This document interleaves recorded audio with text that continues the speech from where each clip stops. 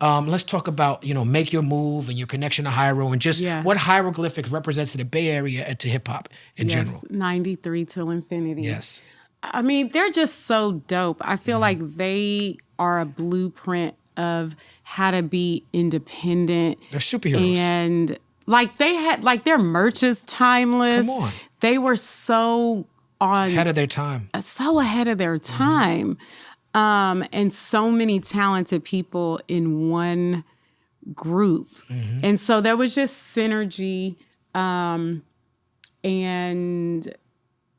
I first was recording with A+, had produced, I think we kind of did an exchange, you know what I mean? Like I did something that he had produced that Pep Love and Casual got on. However it was, it was just Casual really on that Even Closer. Yeah. So it was just kind of natural. And then we started doing business together.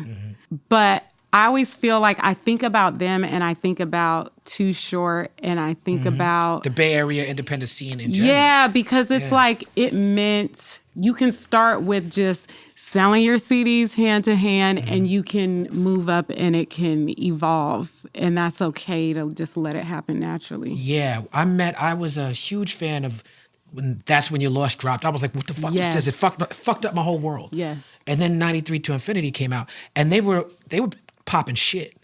Like MC to MC, they were they were making dope records, but the lyrics, they were talking to us.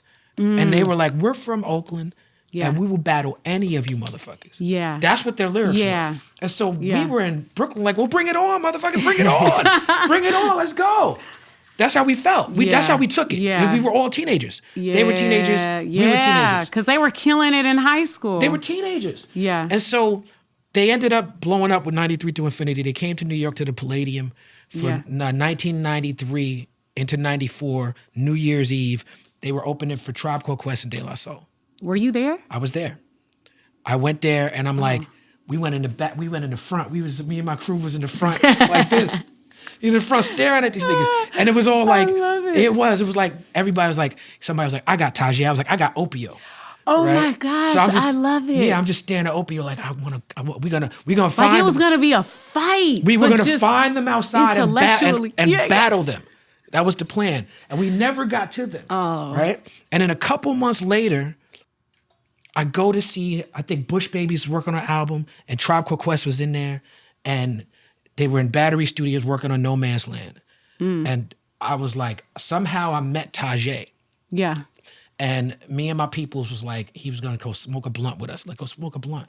We got in a car, we drove around the block smoking a blunt, and we got pulled over by the police. They pulled out guns on us, threw us on the ground, and we got arrested. For a blunt. Right? For a blunt. Oh yeah, this was New York. Isn't that amazing? No, this is New York City. Yeah, this is New York City.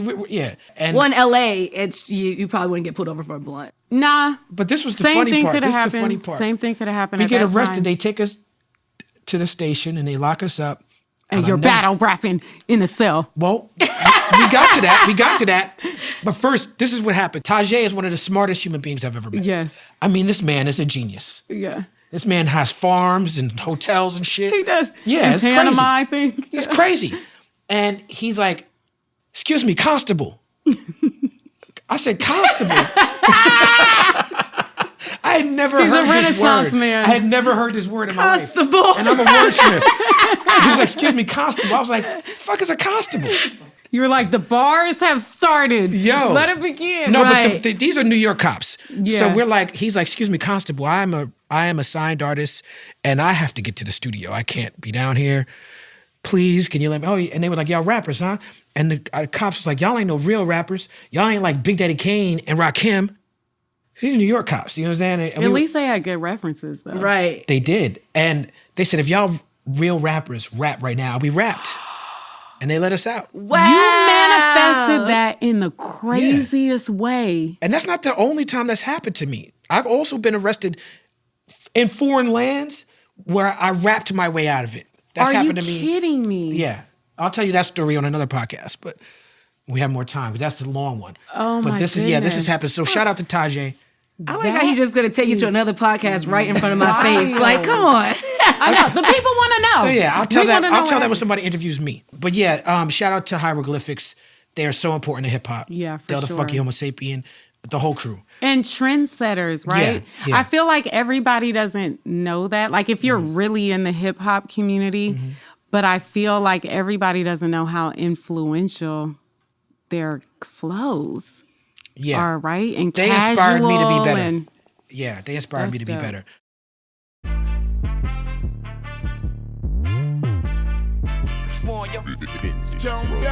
What we done started.